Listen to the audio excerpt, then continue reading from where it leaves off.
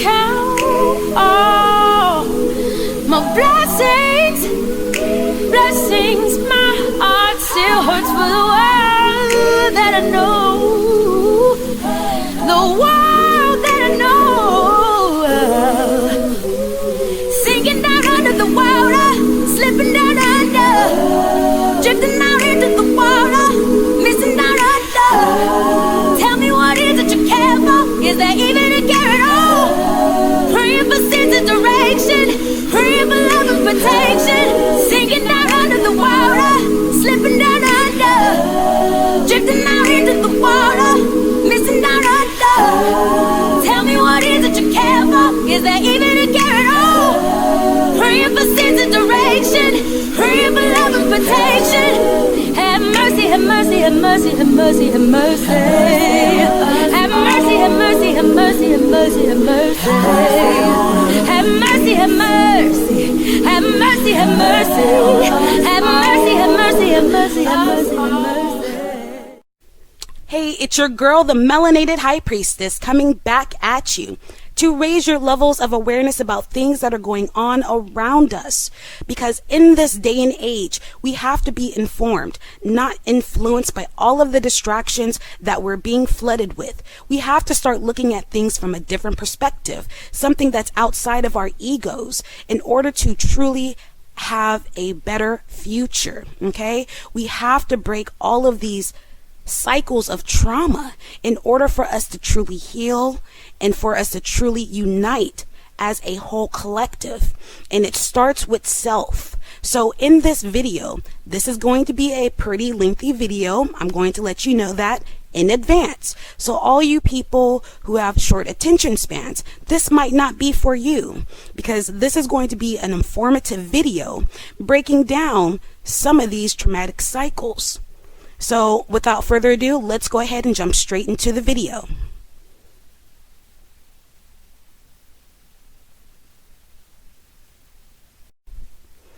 Okay, so before I begin this article, I want to make it very clear that even though this says black women, you have to think about it in a bigger picture, okay? You have to think about not just girls go through this, but also boys go through this. Women go through this. Men go through this. We have to break those stigmas of what a victim looks like. Because far too many times, society makes us believe that a victim is supposed to look a certain way. And we see that that's clearly not the case. Anyone can become a victim. All it takes is one moment to become a victim.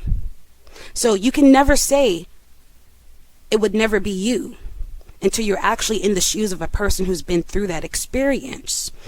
So this is the whole reason why I wanted to do this video, because we have to start really talking about these hard matters so that we can get to the healing, so that we can start getting to having a better future, having that united community that everybody talks about that they want. But too often, you don't see too many people really truly wanting to do that work to get to that type of end result. Instead, a lot of people rather sweep a lot of the stuff under the rug and act like it doesn't exist. But the truth of the matter is, it does. And we have to start addressing these matters. Okay, so social stigmas and sexual violence. When addressing sexual violence, black people face as a whole collective. I'm changing that from just women to as a whole collective. It's important to understand the unfair stereotypes and destructive misrepresentation of black people who undergo sexual assault. Okay, people? When you don't address those victims that oftentimes get overlooked, that causes more damage. It's like they have no place to really go to build a strong support system so that they can truly heal, because our society has made it a stereotype of what a victim really truly looks like, but that's not really the case. Victims come in all shapes, sizes, colors. This is an issue that's across the board, and it also even goes beyond just the black community. This is a worldwide issue.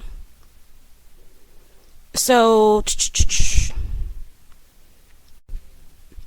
okay, so for my black community, hypersexualized depictions of people of color, particularly women, have functioned since the early 1400s and have manifested themselves through our political and cultural landscape for centuries. Okay, this has been a generational curse, people. A generational curse that we have to start addressing so that we can break that curse, so that our future, our legacies, have it better and don't carry on that cycle of trauma. Okay, the myth that black women, and I'm also going to say black men because they're also very hypersexualized as well. It goes both ways. Were vessels for sexual desire, were used to justify enslavement, rape, forced reproduction, and other forms of sexual coercion in their early onset of the Western colonization. The function of this process was crafted to further dehumanize people of color, making it culturally acceptable for European imperialists to abuse black people. Okay? Because you also have to think it's just not, and I'm going to keep pressing this, it's not just women, it's also men too. As quiet as it has been kept, it is also men as well. Okay? That's why you see, for example, when a lot of other nationalities typically think of black men, what do they usually think? Big black what? Think about it. We have all been over sexualized. Okay? We have to start addressing this and looking at it from both angles, not just pointing the finger at both the male or the female. We have to look at it as a whole collective. So I'm not going to read the whole entire article, but as you see, it is a lot of good information. So go out and check it out yourself. Again, I will leave the link in the description for you guys. Okay, so this is on safetyeverafter.com. Red flags and warning signs. A sexual offender continually seeks access and privacy with their intended targets as part of a manipulation and grooming process. In addition, there are often other red flags, warning signs, and behaviors to indicate that someone may not be a safe choice around your child. Use common sense. Monitor certain relationships that others have with your child, particularly if there are indicators that give you that aha feeling or just don't seem right. Best advice for parents. Pay attention to who is paying attention to your kid. Possible red flags include someone who continually tries to arrange alone time with a child, often with lots of reasons or excuses which exclude you. Someone who repeatedly befriends one outstanding child, singling them out, lavishing them with extra attention, praise, gifts, affection. Someone who continuously invites children to spend time alone at their home, enticing them with the latest video or computer game, toys, gadgets, and etc., especially an adult who does not have children of their own. Someone who repeatedly ignores social, emotional, physical boundaries or limits and seems to have no boundaries of their own. Someone who frequently enters a bathroom or locker room where children are changing or showering and does not respect a child's need for privacy. Someone who prefers to spend most of their free time with children and seems to have no interest in age-appropriate relationships or friendships. Someone who appears especially preoccupied with one child. Someone who seems just too good to be true. Someone who insists on closed doors and an unobservable environment whenever they are with your child. Someone who seeks to isolate the child from others. Someone who treats a child as if he or she were older. Now, I'm not going to read the rest of them. I'm sure you kind of get the point. But I will leave the links in the description so that you guys can check this out yourself. Again, have a sovereign mind, do the work. It's not that difficult. So let's go ahead and continue. Okay, so next we have on www.mosaic.net, warning signs in offenders. It is not possible to predict who is or who is not a sex offender. Because people, we have to, in this day and age, break that stigma of what an offender looks like, okay? Of what a victim looks like, because they all come in all shapes and sizes and colors, okay? We have women offenders, we have men offenders, we have child offenders, okay? This is a generational curse. This is a traumatic cycle that just keeps repeating through each generation and each generation and each generation because it's not getting addressed. So no notable difference exists in social status, employment status, financial status, marital status, sexual identity, or religious persuasion. The motivation and ability to sexually offend is internal and not readily apparent to an external observer. However, certain characteristics and behaviors are common among sex offenders. There are warning signs of risk. Offenders groom their victims to increase access and maintain secrecy. Offenders often groom family members, including mothers, to increase trust and have easy access to victims. So I'm not going to read the whole entire article. I will leave the link in the description so you can check it out yourself, because I always say, be a true truth seeker. Go out there, find that information. I'm not going to do all the work for you, and you shouldn't expect anybody else to do all the work for you either. You have to find that information yourself. There's absolutely no excuse. We live in an age of information. It's right there in front of you. Just go out there, stop being lazy, and get that information. Okay, so this is on www.stopitnow.org. Tip sheet, warning signs of possible sexual abuse in a child's behavior. Any one sign doesn't mean that a child was sexually abused, but the presence of several suggests that you begin asking questions and consider seeking help.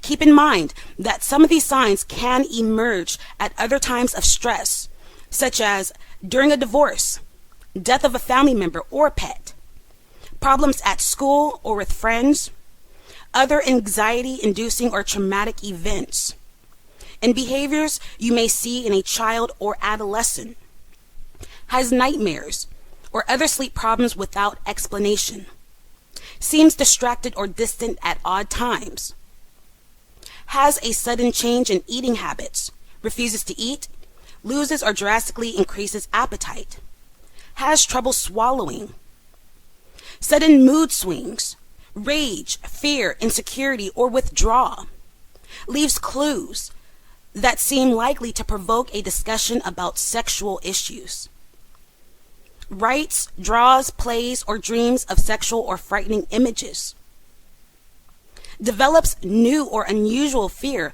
of certain people or places, refuses to talk about a secret shared with an adult or older child, talks about a new friend that's older, suddenly has money, toys, or other gifts without reason, thinks of self or body as repulsive, dirty, or bad, exhibits adult-like sexual behaviors, language, and knowledge.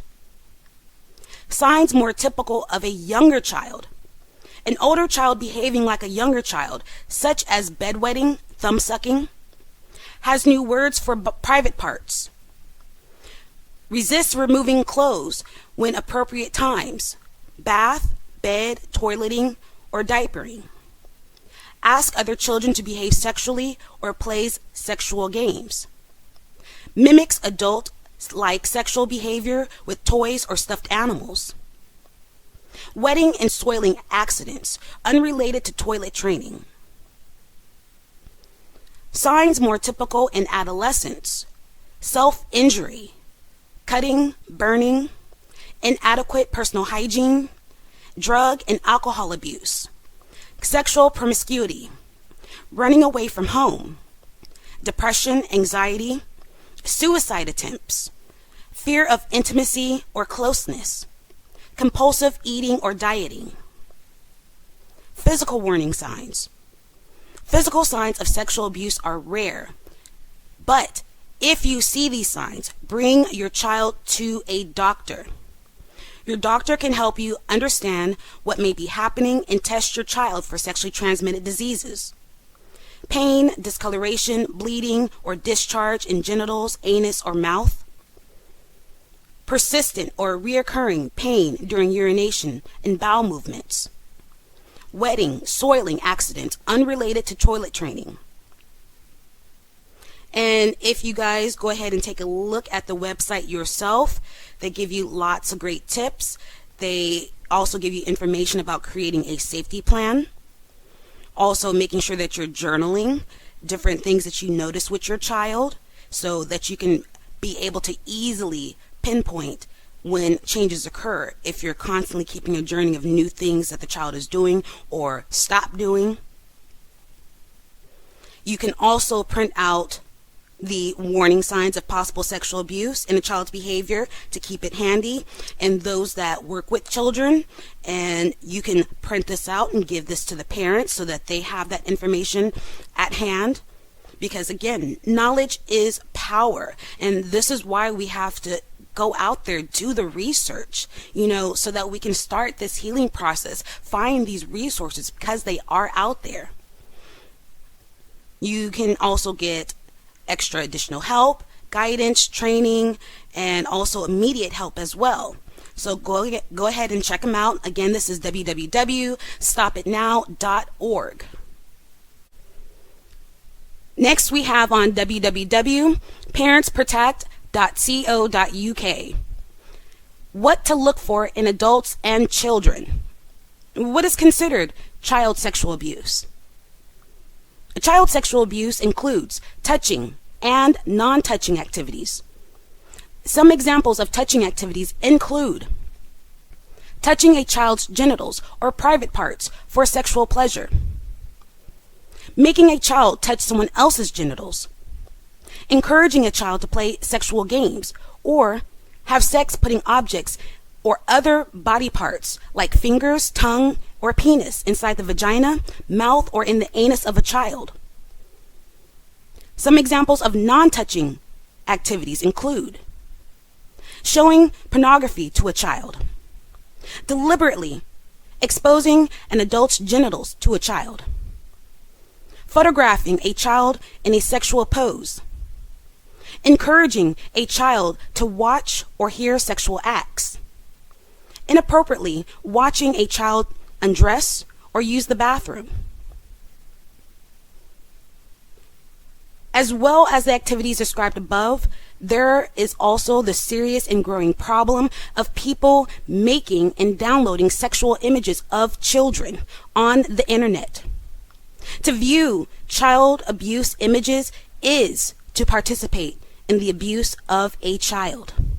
So you guys can take a look at this website for yourself, because I'm going to say it again. You have to go out there and find this information yourself. Do the work. It's not difficult.